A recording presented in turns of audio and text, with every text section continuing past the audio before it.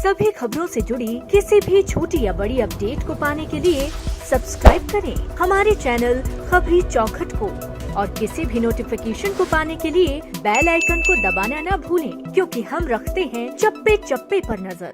1407 दिन पहले की बात है। प्रधानमंत्री नरेंद्र मोदी के कंधे पर सिर रखकर रो रहे थे इसरो के तत्कालीन प्रमुख डॉक्टर के सिवन। चंद्रयान 2 के विक्रम लैंडर की हार्ड लैंडिंग से मिशन आंशिक रूप से असफल हो गया था। 6 सितंबर 2019 की तारीख थी। फिर आया वो दिन जब चंद्रयान 3 की लॉन्चिंग हुई, यानी 14 जुलाई 2023। इन दोनों तारीखों के बीच 1407 दिन का अंतर है। इतने दिनों तक इसरो तीसरे मून मिशन की तैयारी में लगा था। पर वजह क्या है? क्या चंद्रयान 3 मिशन से भारत भविष्य का सूरमा बन जाएगा, या वो रूस, अमेरिका, चीन, यूरोपियन देश या जापान के बराबर पहुंच जाएगा? सुकरात ने कहा था कि हम जो पृथ्वी पर रह रहे हैं वैसे ही जैसे तालाब की तलहटी में बैठे मेंढक। अगर इंसान हवाओं के ऊपर जा सके तो वो असली मायने में पृथ्वी को संभाल सकता है, उस दुनिया को बचा सकता है जिसमें हम रहते हैं। चंद्रयान 3 क्या भारत को इस तरीके की जिम्मेदारी के लिए तैयार कर पाएगा? सांसें थमेंगी, धड़कनें तेज और धीमी होंगी, आंखें चौड़ी हो जाएंगी, ध्यान मॉनिटर पर होगा। लैंडर की लैंडिंग के हर कोण, आंकड़े और नतीजों पर नजर रखी जाएगी। इसरो वैज्ञानिकों के लिए लैंडिंग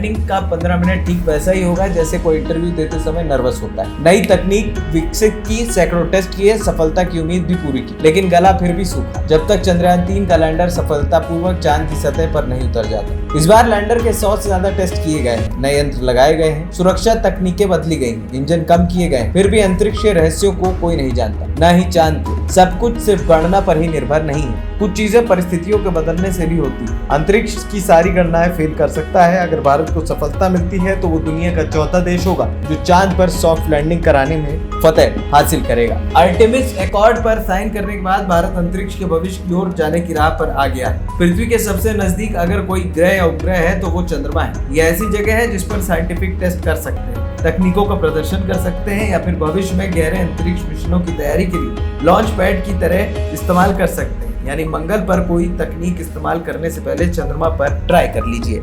इंसानों की फितरत है खोजना। जब तक अंटार्कटिका नहीं पहुंचे थे परेशान थे। अंटार्कटिका जब मिला तो कई देशों ने अपने आउटपोस्ट खोल दिए, यानी रिसर्च सेंटर। भविष्य में यानी अगले 1-1.5 दशक में इंटरनेशनल स्पेस स्टेशन को खत्म कर दिया जाएगा। अमेरिका सहित कई देश चांद पर स्थायी स्पेस स्टेशन या बेस बनाने की योजना में है। भारत इसमें एक गंभीर और जिम्मेदार किरदार निभा सकता है। वजह है उसकी सस्ती तकनीक और ताकत। यही वजह है कि भारत के लिए मिशन इतना इम्पोर्टेंट है। वहीं दूसरी तरफ चंद्रयान 2 के फेल होने के बाद भारत को चंद्रयान 3 से काफी उम्मीदें हैं, और अगर चंद्रयान 3 सफल होता है तो इससे भारतीय वैज्ञानिकों को एक बड़ी उपलब्धि हासिल होगी। खबरी चौखट की रिपोर्ट।